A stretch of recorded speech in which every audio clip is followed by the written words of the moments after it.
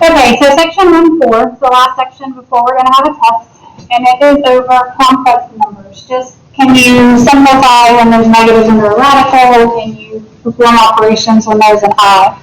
Alright, so to start with, it's just asking a few questions to kind of make you think about what's going on. So, what are square roots? Well, square roots are when you have something times something gives you a number. So, like, you have the square root of 9 is 30, because we know that 30 times 30 is equal to 9. You have something times itself. So the imaginary unit I is necessary because if we have a negative under the radical, we can't think of something that is a number times itself, because you have to do a positive times a positive or a negative times a negative, and neither one of those are going to give you a negative answer. So if you have a negative under the radical, in order to be able to work with those, we need imaginary numbers.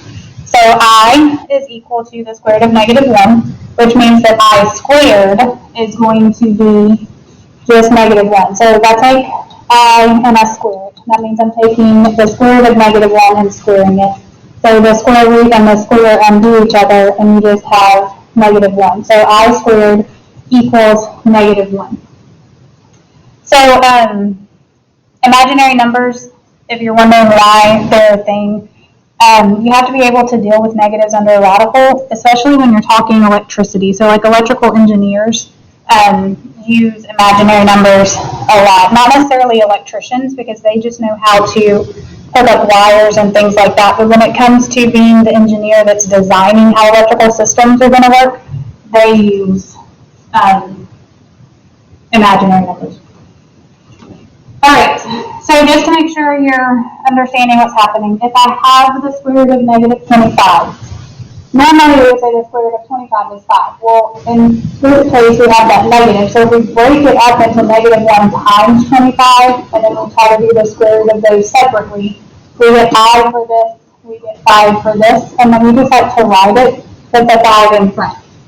Instead of showing all of that work every time, though, if we want to take the square root of -36, we just need to know the square root of 36 is 6, and since it was negative, we put an I in our answer. Alright, so complex numbers are when you have an imaginary part and a real part. So complex numbers are in the form a plus bi, where the real part is the a, and the imaginary part is the bi. That's all I really need you to understand off of that slide. Okay, so we're going to work with, can we add, subtract, multiply, divide complex numbers? So adding and subtracting are really simple. You simply combine like parts. So for this first problem, we're going to add the real parts and get 8. Then we're going to add the imaginary parts, and we get 1i. Alright, for this next one, we have to remember we are subtracting. So we're going to subtract the real parts. So that's 2 minus 12 gives me -10. And then we're going to subtract the imaginary parts. So 6i minus -i will give me 7i. And we are done. Alright, so pause, try these two, and see how you do. Alright, so we're going to do 4 plus 3 is 7. 1 plus -2 is -1. Here we're going to do 7 minus 2 is 5. 3 minus -5, so 3 plus 5 is 8. Alright, multiplying. When you multiply, you're going to distribute and treat the I just like it was any other variable, except you have to remember that if you have an I squared, you've got to replace it with -1, because we know I squared is equal to -1. Alright, so here we can do 7i times 2 and get 14i.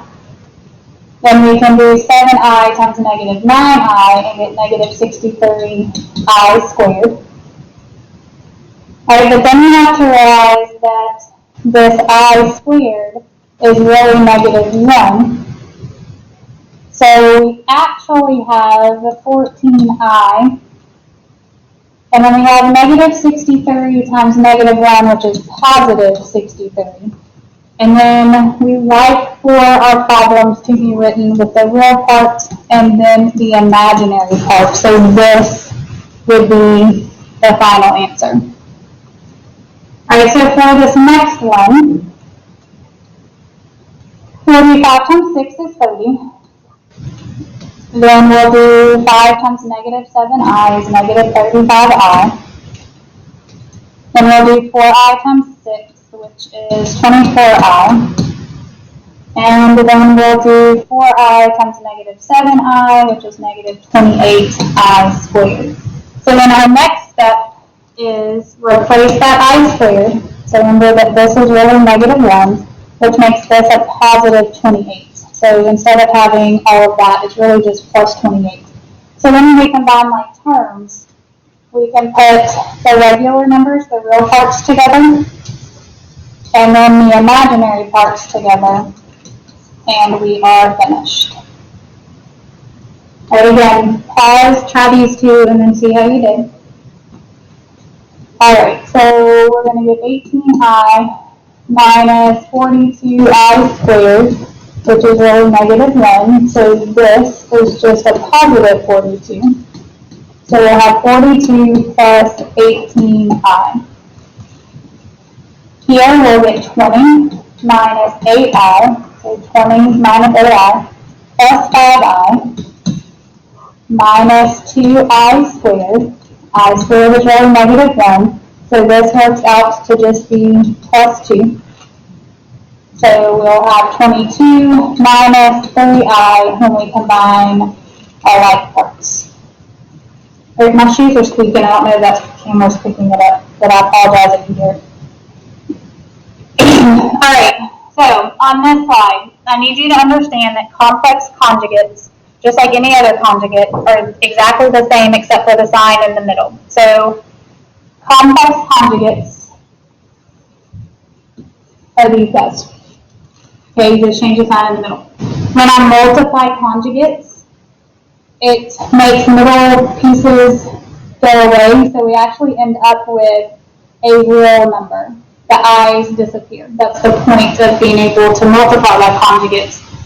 Remember that we're not allowed to have radicals in the denominator, and since I is really the square root of negative 1, we're not allowed to leave I in the denominator. So complex conjugates are the way that we get rid of i's in the denominator, which is really just a division problem.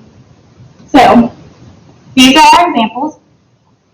Alright, so when we're talking about dividing complex numbers, we are really just going to have a complex over a complex because a fraction bar is a division sign. And we're going to rationalize the denominator just like we did when we had square roots. So we're going to multiply the top and the bottom by the conjugate of the bottom. So we took this guy and we just changed the sign. Alright, so then we're going to do 5 times 4. Everything on the top has to multiply. 5 times I. 4i times 4. 4i times I. On the denominator, we only have to do front times front and back times back because those middle terms would just cancel out because we have conjugates.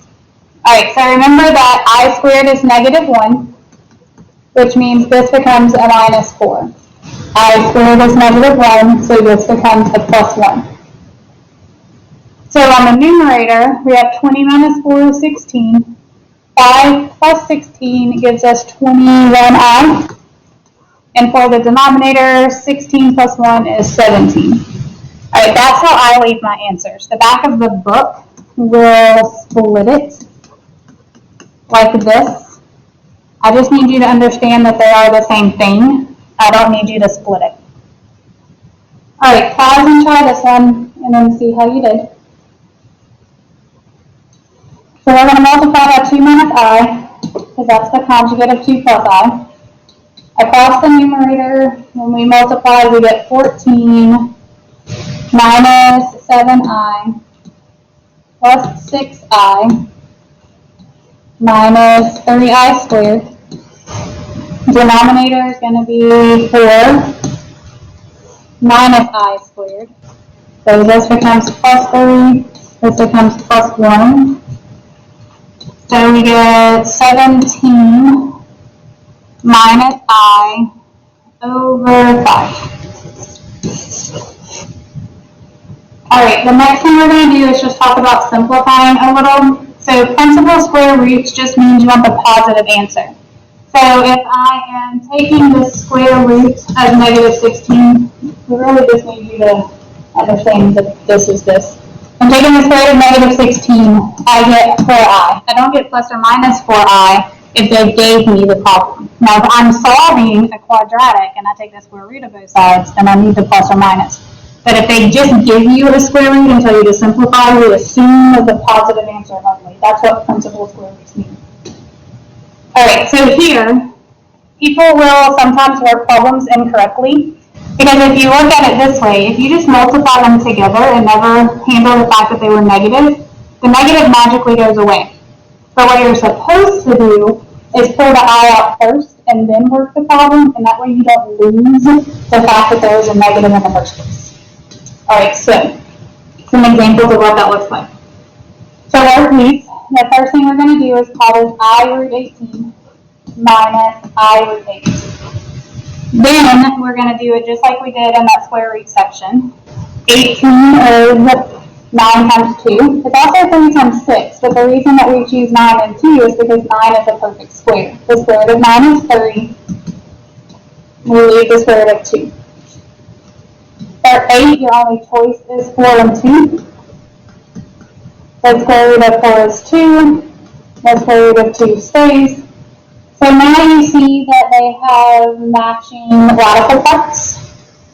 So you have 3 minus 2 is 1 I root 2.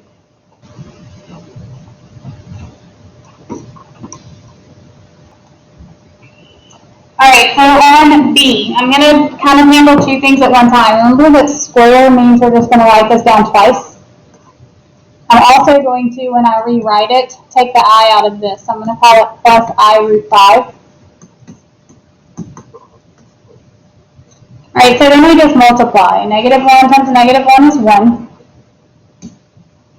Negative 1 times I root 5 is negative I root 5.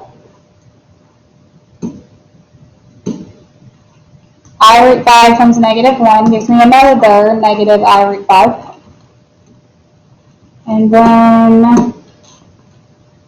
if I do I root 5 times I root 5, I'm going to get an I squared and the square root of 25.